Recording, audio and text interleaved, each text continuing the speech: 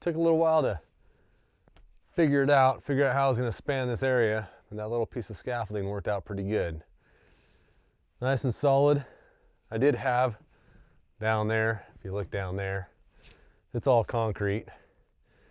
I had, I think, 3 bags of insulation down there, just in case some part of that scaffolding were to fail, or the ladder were to slip, and I were to go head first down over there. At least I'd have a little bit of insulation to kind of cushion my landing. Call me paranoid, but I didn't want to land on the concrete, so took a little extra safety precaution there and put some bags of insulation down there. I did end up running out of insulation. You'll notice, I don't know if I have any up here. There's 2 different types of insulation in the house. There's a rock wool and the Corning. I forget the name of it. I'll list it, or I'll write it up here somewhere, something like that. 2 different types of insulation. So I actually have a chance to do a little review on 2 different types of, what do they call it? It's rock wool insulation. It's all escaping me right now because I'm pretty happy. The inspector just left. We passed passed the insulation inspection. The next step is putting sheetrock up, and in my case OSB, wherever it's not a bathroom or a laundry room, because OSB is cheaper, and I'm going to cover it with blue pine later in life. It's probably going to take about a year after I mill the blue pine. I got to let it dry for a year, and then I got to plane it and tongue and groove it and then put it up. So I don't want to wait to get my final on my house, and the county is letting me put OSB up on the inside. The reason I went with OSB instead of sheetrock is because when I bought the OSB, it was $5.60 a sheet, and sheetrock is close to $14, $15 a sheet. So it's way less expensive. I think the OSB has gone back up in price. Last time I looked, it was around $9 a sheet. And I will have to buy a little bit more to finish the inside, but it's still cheaper than sheetrock for something I'm just going to cover up. But the bathrooms and the laundry room, I'm going to go with green board sheetrock because of the mold, the chance of moisture.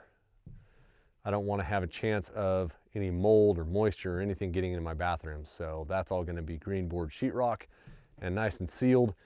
My insulation, this rock wool is mildew resistant, mold resistant, fire resistant, all kinds of stuff. There's all kinds of reasons we went with rock wool insulation. Now that the house is insulated, it stays really warm in here. Get this fire blazing in the morning time, give it an hour or so, come out here wearing a hoodie and a t-shirt, just fine. It's a lot warmer upstairs. So that ceiling fan that's gonna go above the stairwell, that's gonna come in really handy to blow that hot air right back down here and circulate it around. Keep the downstairs just as warm as the upstairs. The 2 different types of insulation we have, they're both mineral wool. This is rock wool insulation, rock wool brand name. This is Owens Corning. Slightly different color, slightly different texture, same thing. They're both mineral wool insulation. They have the same R value, R23 and R23. They are a little bit different. This is a little fluffier, a little easier to put inside a cavity. You don't have to cut it so specific. This is a little more dense, a little harder. You have to cut it a little bit more specific to get it to fit in a certain cavity, like this thin little area right here we have. Inspector says the next inspection is basically the final. So get everything sheathed up, get my kitchen sink in, my range, my bathroom upstairs, get that complete, and get the final on the electrical and the final on the health. The health department requires us to get our water tested since we have a well. I think it's $50 or $100 to get your water tested. Has to come back with a good bill of health for your water, and then you can move in. So only a few more steps and we can move in. Unfortunately, I think the sheeting, sheetrock and that OSB going up on the walls and the ceiling, that might take a little while. But the things I've thought are going to take a while don't turn out to take a while. They seem to go pretty quick. The insulation, on the other hand, I thought the insulation was only going to take a couple days. That ended up taking, what, 7-8 days worth of work.